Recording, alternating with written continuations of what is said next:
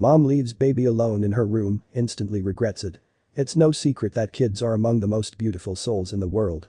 As most people grow older, they crave to have these little bundles of joy to fill their homes. But as most parents will admit, raising a kid is much more than smiles and laughter. It takes resolve, a keen mind, and a truckload of patience to ensure children will be the best version of themselves when they step into the world as adults. For Kenzie and Michael, raising their children would test everything they knew as parents. Kenzie and Michael met at a rock concert in their mid-20s before tying the knot 5 years later. They were the perfect match, with differences and strengths that complemented each other and made them more efficient as a duo. By the second year of their marriage, they were already pregnant with their first child, Josh, who'd show them the beauty of parenthood. But it would be their second son, Carrie, who'd drive them to their wits' end. Although Kenzie and Michael hated to admit it, Carrie was everything Josh wasn't. Where Josh had been a quiet and ever-smiling baby, Carrie would always cry his lungs out when he was awake. But that wasn't half of it. Several things that a toddler is supposed to go through, such as their first words and learning to walk, are usually momentous occasions for the family. For Josh, Kenzie caught everything on camera. But this wasn't the case when it came to Carrie. The little angel was content to lay on his back several months past the age he should have been walking. Kenzie and Michael knew they shouldn't be alarmed, but they needed to take Carrie to a pediatrician as the weeks passed. The parents had dressed Carrie and called a sitter for Josh. After running through the day's logistics with the sitter, they got ready to set out for the doctors. But something would happen that would change their minds immediately. Kenzie was still in the shower when she heard her husband call for her. She came out running, her towel barely wrapped around her. She found Michael in the corridor, and before him, Carrie, standing on his feet and cooing at his brother, who was in the other room. What he did next would leave the two parents scratching their heads for months. Carrie smiled at Kenzie and Michael before effortlessly walking past them into Josh's room. His parents stared wildly as all this unfolded before them, unsure of what they were seeing.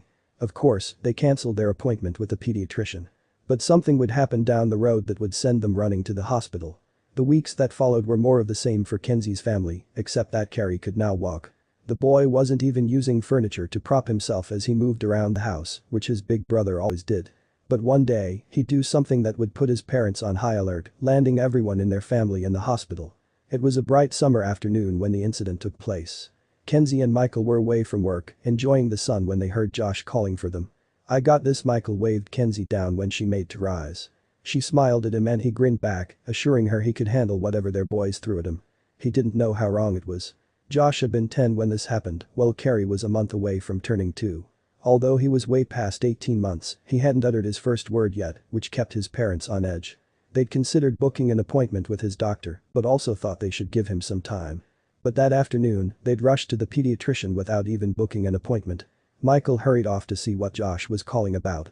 On the other hand, Kenzie laid back to rest, trusting that her husband would handle whatever issue Josh had. She drew her sunglasses and sipped from her margarita glass. But then a sharp scream from Michael had her shooting to her feet. Michael's scream had Kenzie speeding into the house. She didn't know what was going on, only that whatever the issue was, it was massive enough to warrant such a response from her husband. Was one of her babies injured? Were both of them bleeding? Her mind raced as she dashed up the patio steps and into the house. What she'd find would make her take a shaky step back. Kenzie found Michael next to Josh. They were looking over Carrie, who sat in a pile of Kenzie's college textbooks. "Who's hurt?" Carrie asked frantically, checking Josh all over before rushing to Carrie.